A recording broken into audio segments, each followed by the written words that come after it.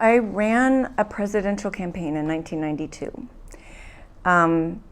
to get money out of politics. So let's just talk about democracy, which is get misused around the United States. You can't have a democracy in inequality, especially when you're saying elections are a democracy. So the campaign, it was on a $100 limit.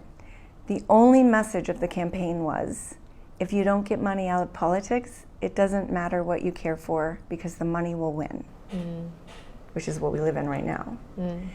And people are used by this idea that we have a democracy, even when it never gives them what they need, even as poverty gets worse, even as homelessness gets worse. They're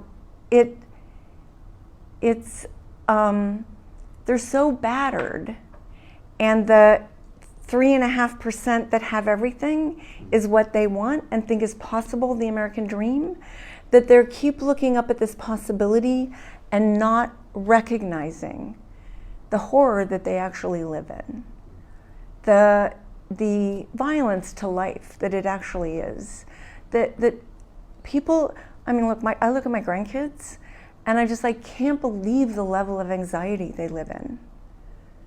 I mean, that's a crime. To cause this much anxiety in the people of your country. But I say, one of the things Trump does is just keeps everybody in anxiety all the time. And you can't live your life out of that much anxiety. A little conflict is important to grow, as nature teaches us. That's healthy, a little conflict.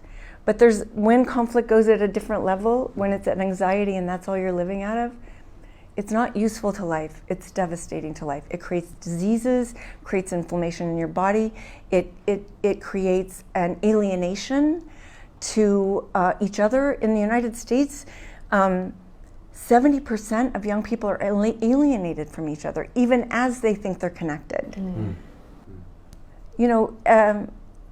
I teach that there's a war economy. I call capitalism the war economy, the extractive, destructive, oppressive economy killing you, your community, and the planet.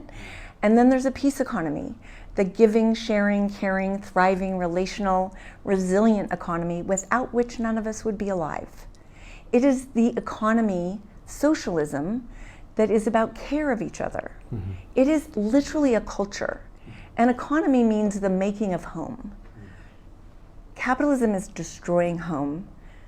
Socialism cultivates a home where we can all feel we're cared for, that lessens anxiety and allows us to grow and flourish in life, allows us even to be here, living life.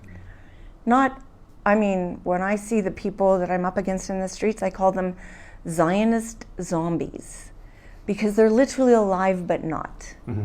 They've been owned by violence and hate.